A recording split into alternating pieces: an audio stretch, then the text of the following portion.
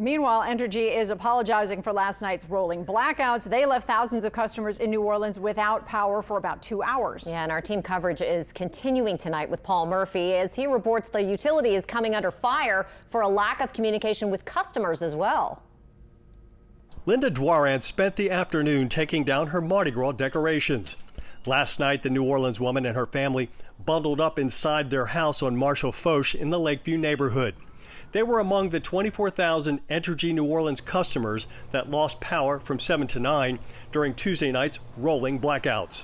If we had had just some warning some way, we would have been much better off. It was just a real lack of communication all the way through that process. New Orleans City Council President Helena Moreno says E&O left customers hanging during the outages. Notifications should have gone out to Entergy customers. Notifications should have gone out to the media.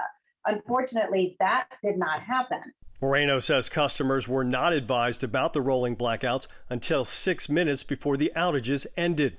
Entergy VP of Distribution John Hawkins admits there may have been a delay in customer notification. We certainly apologize for the inconvenience caused by these outages, but I think we understand this is a very unusual situation. And you know, with the colder temps this far south for an extended duration in time. Frigid temperatures mean that more power is needed to keep homes and businesses heated.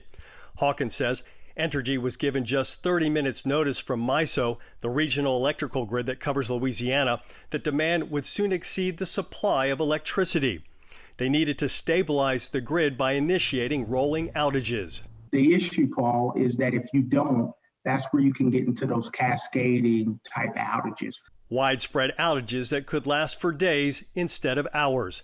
As for which customers were chosen for the rolling blackouts, Entergy says the process is random.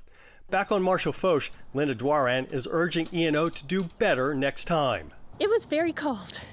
And it was frustrating because we knew it wasn't an event that couldn't have been managed differently. Government leaders and the utilities are encouraging people to continue to conserve energy to prevent rolling blackouts, and that means lowering your thermostat and delaying the use of major appliances. Paul Murphy, Eyewitness News.